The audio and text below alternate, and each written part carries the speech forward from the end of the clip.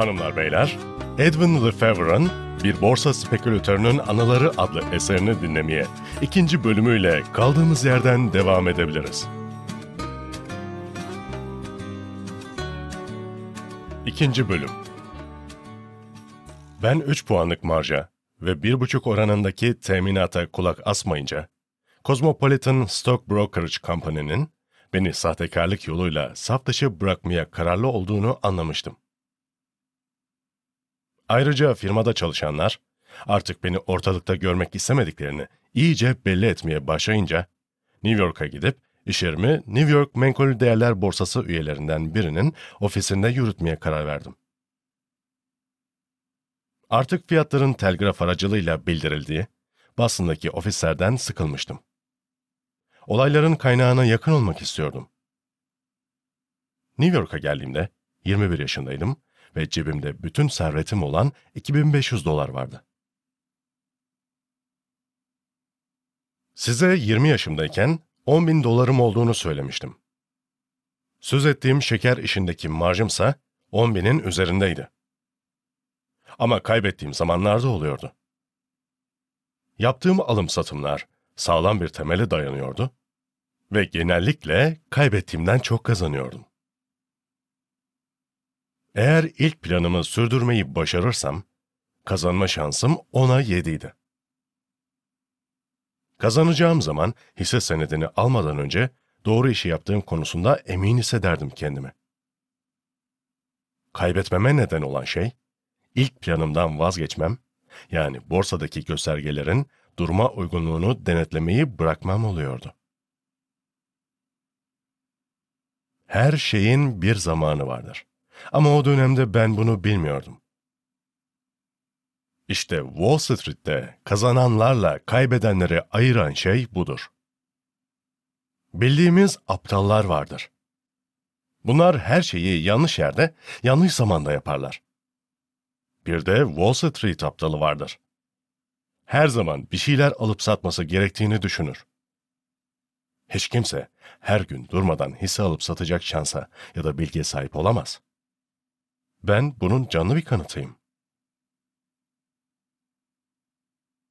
Bandı deneyimlerimin ışığında okuduğum zamanlarda para kazanıyor, tamamen duygularımla hareket edince de kaybediyordum. Ben de herkes gibiydim. Tam karşımda fiyat tahtası duruyordu. İnsanlar banttan gelen fiyatları izliyor, bu arada ellerindeki makbuzların paraya ya da bir kağıt parçasına dönüşmesine tanık oluyorlardı. Ben de arada sırada bu heyecanlı havaya kapılıyordum. Bucket Shop'ta oynayanların marjı dardır. Uzun vadeli yatırım yapılmaz oralarda. İnsan göz açıp kapatana kadar silinip gidebilir borsadan. Wall Street'te sürekli hareket arayan ve bu hareketin nedenini araştırmayan insanlardır zarar edenler. Bunların arasında kendilerini ücretli işçiler gibi her gün eve para götürmek zorunda hissedenler de vardır. Unutmayın, bense daha çocuktum. O günlerde bugünkü aklım yoktu. Oysa 15 yıl sonra 2 hafta boyunca değer kazanacağını hissettiğim bir hissenin 30 puan yükselmesini izleyecek, ancak o zaman hissenin güvenli olduğuna inanarak alım yapacaktım. Hiç param yoktu. Borsaya yeniden girmeye çalışıyordum ve bunun için dikkatli olmam gerekiyordu. Haklı olduğuma inanmak için beklemek zorundaydım. Bu 1915'te oldu. Aslında uzun hikayedir. Yeri geldiğinde anlatırım. Şimdi kaldığımız yerden, bana yıllarca kazanç sağlayan bucket shop'ların beni yaya bıraktığı günlerden devam edelim. Üstelik beni resmen uyutmuşlardı. Yaşamımın daha sonraki dönemlerinde de tekrarlandı bu. Bir borsa spekülatörünün her şeyden önce kendi içindeki düşmanlarla savaşması gerekir. Neyse, cebimde $2.500 New York'a geldim. Burada insanın güvenebileceği bucket shop'lar yoktu. Borsa ve polis el ele verip iyice daraltmıştı bucket shop'ları. Ayrıca ben oynayacağım paraya sınır getirilmeyecek bir yerde alım satım yapmak istiyordum. Elimde fazla para yoktu. Ama kısa sürede bunu çoğaltacağımı umuyordum. Başlangıçta benim için en önemli şey 3K'da getirilmeyeceğim bir yer bulmaktı. Bu yüzden bizim orada şubesi olan bir New York Menkul Kıymetler Borsası firmasına gittim. Bu aracı kurum kapanalı çok oluyor. Orada fazla kalmadım. Ortaklardan biriyle anlaşamadık. Ben de A.R. Fullerton ve Co.'ya gittim. Birileri onlara geçmiş deneyimlerimden söz etmiş olacak ki, çok geçmeden bana çaylak borsacı demeye başladılar. Ben zaten hep yaşımdan genç göstermişimdir. Bu zaman zaman bir dezavantaj olabiliyordu. Ama sürekli benden yararlanmaya çalıştıkları için kendimi başkalarına karşı savunmaya da teşvik ediyordu. Bucket shop'lardaki insanlar beni hep genç görüp, şansım yaver gittiği için kazandığımı ve kendilerini bu yüzden geride bıraktığımı sanıyorlardı. Ama 6 ay sonra cebimde tek kuruş para kalmamıştı. Oldukça aktif bir yatırımcıydım ve ortalıkta sürekli para kazandığım söylentisi yayılmıştı. Herhalde benim üzerimden yüksek komisyon kazanıyordu aracı kurumlar. Hesabımda para kalmadığı pek olmuyordu ama nedense sonunda kaybediyordum hep. Dikkatli oynuyordum ama yine de kaybetmekten kurtulamıyordum. Bunun nedeni de bucket shop'larda elde ettiğim başarıydı. Oyunu ancak bucket shop'larda oynarsam kazanabiliyordum. Çünkü buralarda dalgalanmalara göre seçiyordum hisse senetlerini. Banttan gelen fiyatları buna göre okuyordum. Bir hisse senedini satın aldığımda fiyatı önümdeki tahtada görebiliyordum. Hatta alımı yapmadan önce bile o hisseye tam olarak ne kadar para ödeyeceğimi biliyordum. İstediğim zaman da satabiliyordum hisseleri. Her zaman kıl payı kurtuluyordum. Çünkü yıldırım hızıyla hareket edebiliyordum. Bir saniye içinde şansımı denemeye ya da daha fazla zarar etmemek için elimdeki hisseleri satmaya karar verebiliyordum. Örneğin, bazen bir hisse senedinin en az 1 puan oynayacağından emin oluyordum. Hemen koşup hisseye saldırmama gerek yoktu. 1 puanlık bir marj açabilir ve paramı anında 2 katına çıkarabilirdim. Ya da yarım puanı yeğler, kârımı sınırlardım.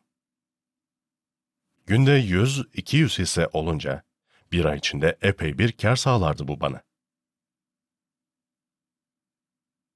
Bu işin bir sakıncası vardı. O da bucket shop'un benim yüzümden sürekli zarar edecek kadar parası olsa da bu zarara girmek istememesiydi. Kimse dükkanında sürekli kazanan bir müşteri görmeye dayanamazdı. Neyse, bucket shop'larda kusursuz işleyen bu sistem, Fullerton'un ofisinde işe yaramıyordu. Ben Fullerton'da hisse senetlerini fiilen satın almak ve satmak zorundaydım.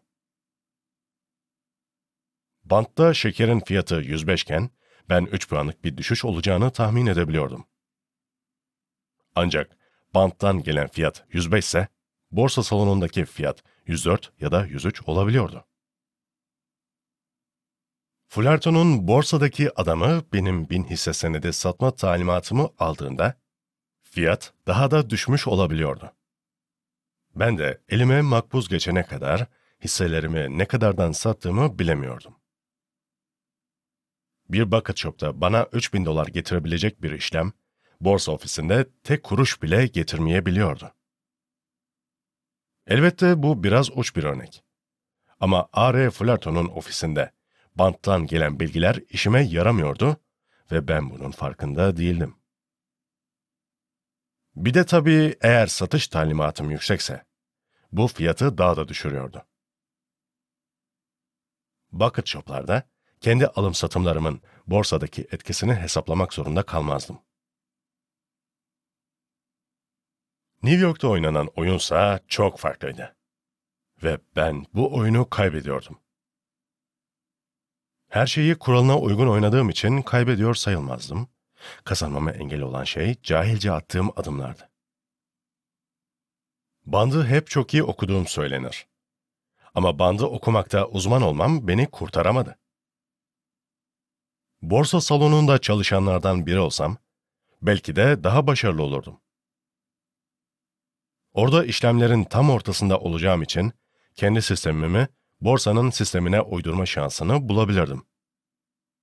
Ama bugünkü kadar büyük çapta alım satım yapıyor olsaydım, kendi işlerimin etkisini hesaba katmadığım sürece, yine de başarılı olamazdım sanıyorum. Kısacası, hisse senedi spekülasyonundan anlamıyordum. Çok önemli bazı unsurlarını anlıyor ve bunlardan yararlanıyordum. Ama yine de bu oyunu tümüyle bilmedikten sonra kazanmama olanak yoktu. Dışarıdan gelen acemi bir çaylağın borsadaki şansı sıfırdı. Hata yaptığımı fark etmem uzun sürmedi. Ama hatanın nerede olduğunu bir türlü anlayamıyordum. Bazen sistemim kusursuz işiyor, sonra birdenbire arka arkaya çuvallıyordum.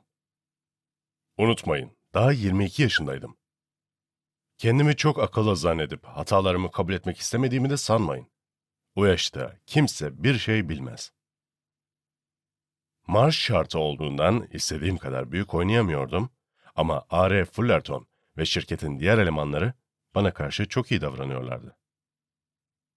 6 ay alım satım yaptıktan sonra yanımda getirdiğim ve orada kazandığım paraların hepsini bitirmekle kalmamış, firmaya da birkaç yüz dolar borçlanmıştım.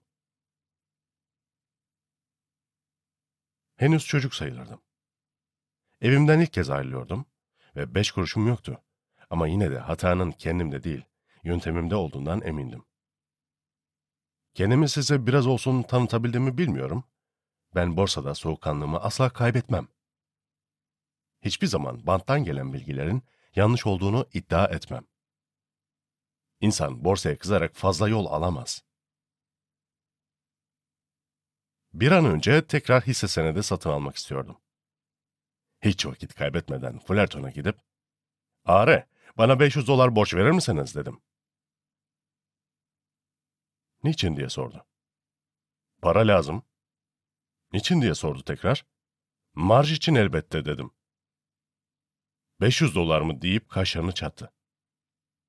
"Biliyorsun, %10'luk bir marj koyman gerekiyor. Bu 100 hisse için 1000 dolar eder. En iyisi ben sana kredi vereyim." "Olmaz." dedim. "Kredi istemiyorum. Firmaya zaten borcum var. Ben sizden borç istiyorum. Bu parayla hemen gidip oynayacağım. Sonra da borcumu ödeyeceğim." "Nasıl oynayacaksın?" diye sordu. "Bir bucket shop'a gidip orada oynayacağım." dedim. "Burada oyna." dedi. "Olmaz." dedim. "Bu ofisteki oyuna yetişemiyorum. Ama bucket shop'ta kazanacağımı çok iyi biliyorum. Ben onların oyunundan anlıyorum. Burada ne hata yaptığımı anladım galiba." Bana parayı verdi. Bucket shop'ların korkulu rüyası haline gelmiş olan ben de bütün paramı kaybettiğim o ofisten çıktım. Eski kasabama dönemezdim. Çünkü oradaki bucket shop'lar beni içeri bile almazdı. New York söz konusu değildi. Çünkü o dönemde orada bucket shop kalmamıştı. 1890'larda Broad Street ve New Street bu dükkanlarla doluymuş. Ama benim ihtiyacım olduğunda hepsi kapanmıştı. Ben de biraz düşündükten sonra St. Louis'e gitmeye karar verdim. Orada bütün Orta Batı'yı elinde tutan iki büyük bucket shop olduğunu duymuştum. Şubeleri her kente yayılmıştı. İşlem hacimlerinin doğu kıyısındaki dükkanları kat kat geçtiği söyleniyordu.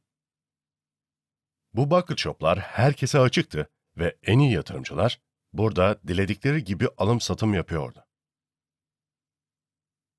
Bir tanıdığım bu firmalardan birinin sahibinin ticaret odası başkanı olduğunu bile söylemişti ama bu St. Louis'de değildi sanıyorum. Her neyse, 500 dolarımı alıp bu bucket shop'a gittim. Bu parayla A.R. Fullerton ve Co.'daki marj olarak kullanabileceğim kazançlar elde etmeye kararlıydım.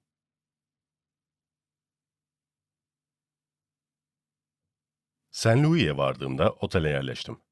Yıkandım, ve hemen çıkıp Bucket Shop'lara gittim. Bunlardan biri J.G. Dallin Company, diğeri ise H.S. Teller Co.'ydi. Buralarda para kazanacağımdan emindim. Hiçbir şeyi şansa bırakmayacak, dikkatli ve yavaş oynayacaktım. Tek korkum, birinin beni tanıyıp kim olduğumu onlara söylemesiydi. Çünkü çaylak borsacının ünü bütün ülkedeki bucket shop'lara yayılmıştı. Bu dükkanlar kumarhane gibidir. Hiçbir şey gizli kalmaz.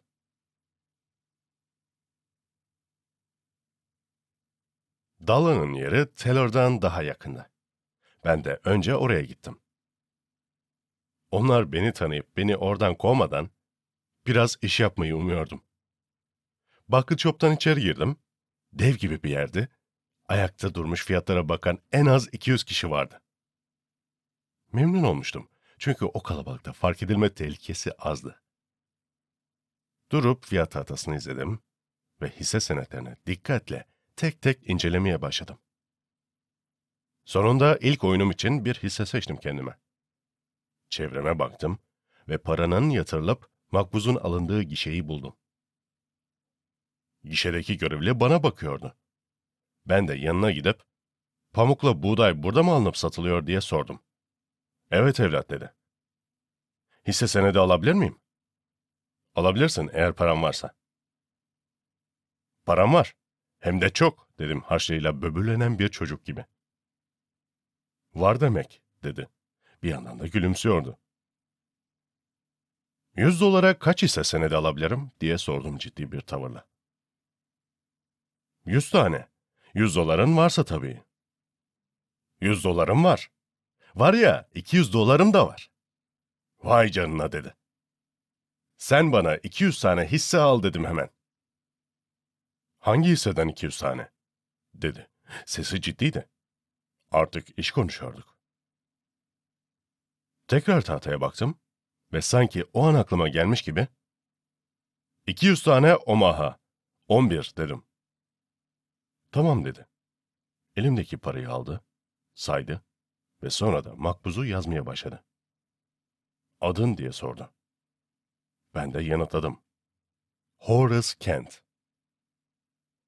Makbuzu alıp fiyattaki gelişmeleri izlemek üzere diğer müşterilerin yanına oturdum. Fiyat sürekli oynadı, ben de o gün birkaç kez alım satım yaptım. Ertesi gün de aynı şekilde geçti. 2 gün içinde $2.800 kazanmıştım ve o haftayı orada geçirmek istiyordum. Bu hızla kazanmaya devam edersem sorunlarım hallolacak gibi görünüyordu. Sonra da gidip diğer bucket shop'ta bir hafta geçirdim ve şansım yaver giderse New York'a ceplerim dolu dönebilirdim. 3. günün sabahında mahcup mahcup gişeye gidip $500'lık BRT hissesi istemek üzereyken görevli bana, "Mr. Kent, patron sizi görmek istiyor," dedi. Oyunun bittiğini anlamıştım. Ama yine de sordum. "Niçin görmek istiyor beni?" "Bilmiyorum." "Nerede?" "Bürosunda. Şuradan geçeceksiniz." Parmağıyla bir kapıyı işaret ediyordu. İçeri girdim. Dallin masasının başında oturuyordu. Sandalyesinin üzerinde döndü ve bana, "Otur bakalım Livingston," dedi.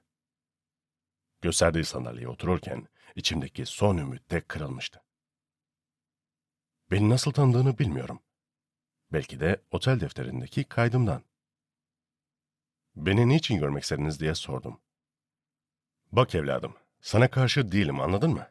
Hem de hiç değilim, anladın mı?" "Hayır, anlamadım," dedim. Döner sandalyesinden kalktı, iri yarı, dağ gibi bir adamdı. "Şöyle gel bakalım Livingston," diyerek beni yanına çağırdı. Ben de kapıya doğru gittim. Kapıyı açarak salondaki müşterileri işaret etti. "Görüyor musun?" dedi. "Neyi?" "Şu adamları. İyice bak onlara. 300 tane müşteri var dışarıda. Görüyor musun? 300 herif. Sonra sen geliyorsun ve 2 gün içinde benim 2 haftada bu 300 adamdan kazandığım paradan daha fazlasını alıyorsun. Bu böyle olmaz. Sana karşı bir şeyim yok. Kazandığın kadarını buyur. Sende kalsın.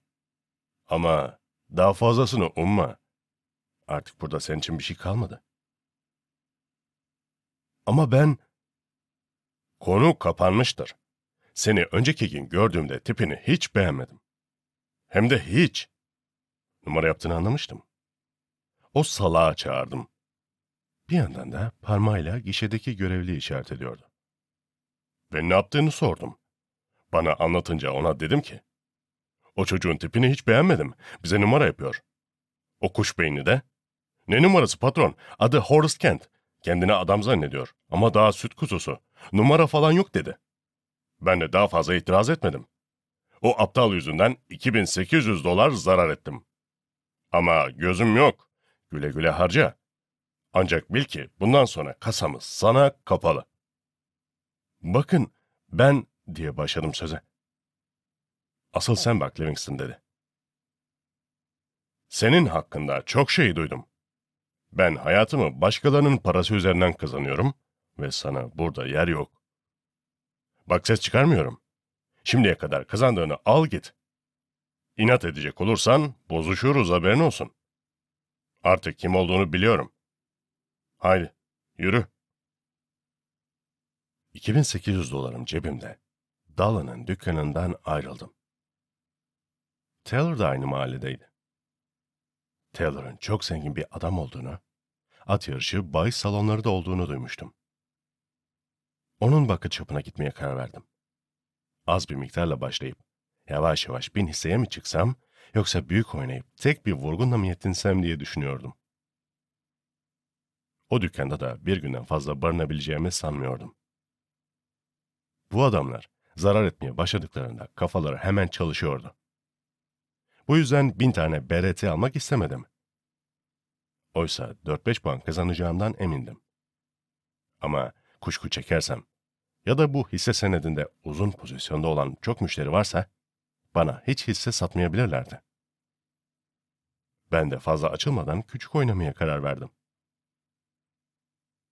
Burası Dallin kadar büyük bir yer değildi ama daha iyi döşenmişti ve müşterileri daha kaliteliydi.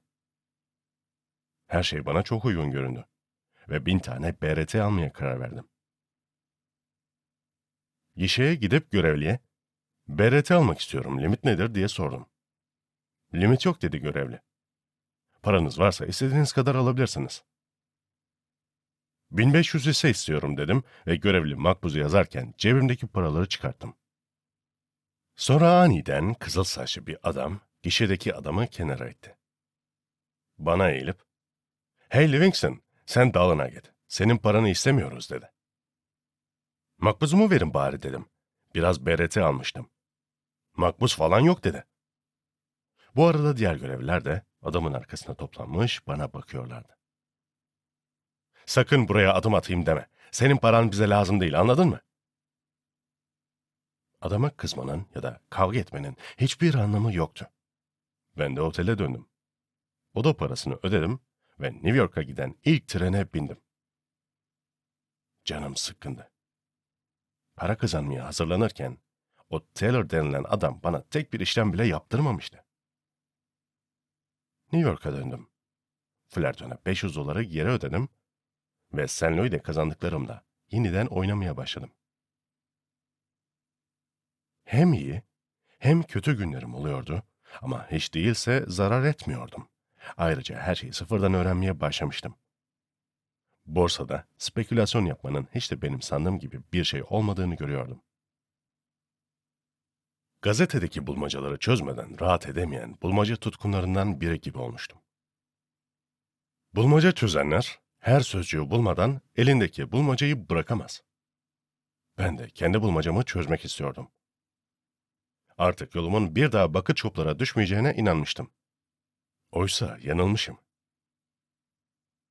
New York'a döndükten 2 ay kadar sonra Fullerton'un ofisine yaşlı bir adam geldi. AR'nin tanıdığıydı. Biri bana bir zamanlar ortak olduklarını ve yarış atları olduğunu söyledi. Adamcağızın eskiden parlak günler yaşadığı belliydi. Beni McDavid adındaki bu adamla tanıştırdılar. Çevredekilere St. Louis'deki halkı dolandıran bir at yarışı çetesinden bahsediyordu. Bu çetenin başında da bahis salonları olan Taylor diye biri vardı. Adı neymiş diye sordum. H.S. Taylor. Ben o adamı tanımıyorum. O herifte hiç iş yok dedim McDavid. Hem de hiç dedim. Aslında benim onunla görülecek bir hesabım var. Nasıl yani dedi. Bu adamlardan öç alabilmenin tek yolu cüzdanlarını çarpmak. Belki ona şimdi St. Louis'de dokunamıyorum ama bir gün karşısına çıkacağım. Sonra da McDavid'e olanları anlattım. Aslında dedi Mac, adam önce buraya, New York piyasasına girmeye çalıştı. Beceremeyince de Hoboken'da bir yer açtı. İstediğin kadar oynayabiliyor musun? Limit yokmuş ama müşterileri soyup soğana çeviriyorlarmış. Nasıl bir yermiş burası diye sordum. Bahis salonunu kastettiğini sanıyordum. Bucket Shop dedi McDavid. Açık olduğuna emin misin diye sordum. Evet, birkaç arkadaş gelip anlattı bana dedi. Ama bunlar kulaktan dolma söylentiler dedim. Gidip kendin dükkanın açık olup olmadığına bakar mısın? Sor bakalım. En fazla ne kadar oynayabilirmişiz? Oldu evlat dedim McDavid. Ben yarın sabah gider araştırırım, sonra da gelip öğrendiklerimi anlatırım. Söylediği gibi de yaptı. Taylor büyük işler çeviriyordu ve eline geçen her parayı cebine indirmeye kararlıydı. Günlerden cumaydı. Borsa bütün hafta yükselmişti. Unutmayın ki bu 20 yıl önce oldu. Cumartesi günü banka hesaplarının kabarık olacağına kuşku yoktu. Bu büyük aracı kurumların piyasaya atlayıp küçük komisyoncuların hesaplarını silkelemeleri için iyi bir fırsattı. İşlemlerin son yarım saatinde, özellikle o gün aktif olan hisse senetlerinde benzer hareketler görülecekti.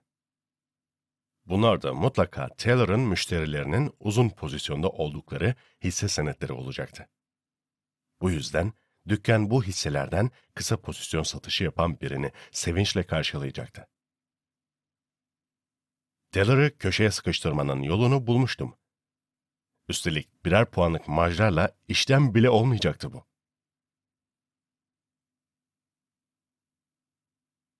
O cumartesi sabahı Taylor'ın Hoboken'daki yerine doğru yollandım.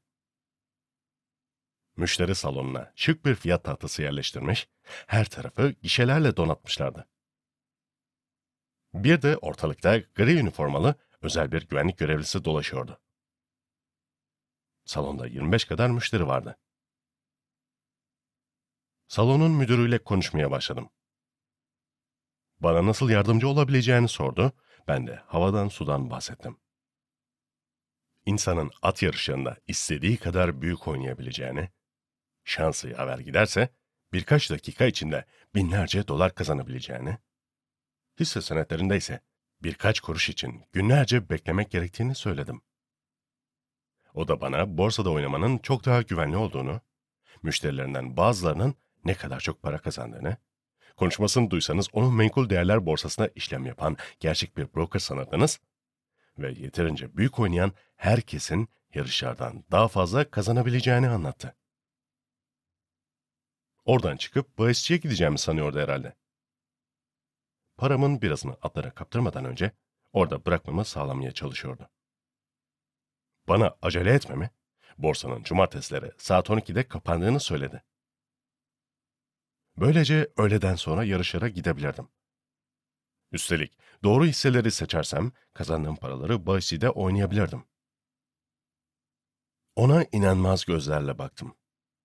O da beni ikna etme çalışmalarına devam etti. Benim gözüm saatteydi.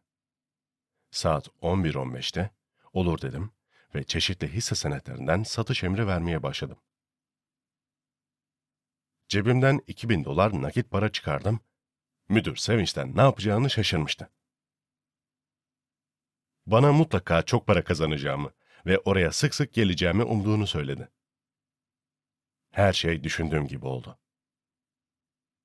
Yatırımcılar zarar etmemek için ellerindeki hisseleri birer birer satmaya başladılar ve elbette fiyatlar düştü. Ben işlemlerimi borsa kapanmadan 5 dakika önce tamamlattım. Toplam 5100 dolar kazanmıştım. paramı almak üzere gişeye gittim. İyi ki gelmişim dedim müdüre. Bir yandan da makbuzlarımı uzatıyordum. Affedersin dedi. Paranın hepsini şimdi ödeyemem sana. Bu kadar kızanacağını tahmin etmemiştim. Pazartesi sabahı parayı cebinde bil. Tamam ama önce kasada ne varsa ver dedim. Önce küçük oynayanların parasını ödeyeyim, sonra sana ilk yatırdığını, üstüne de kasada ne kalmışsa onu öderim, dedi. Diğer kazananlara paralarını ödemeye başladı. Paramın ödeneceğine kuşkum yoktu. Dükkan bu kadar iyi iş yaparken, Teller'ın su koyuvereceğini sanmıyordum. Öyle olsa bile kasada kalanları almaktan başka çarem yoktu. 2000 dolarımı aldım, üzerine de kasada kalan 800 doları ödediler. Pazartesi sabahı geri geleceğimi söyledim. Paranın mutlaka geleceğine yemin etti. Eserin 2. bölümünü de tamamladık. 3. bölümde yeniden görüşünceye dek esen kalın.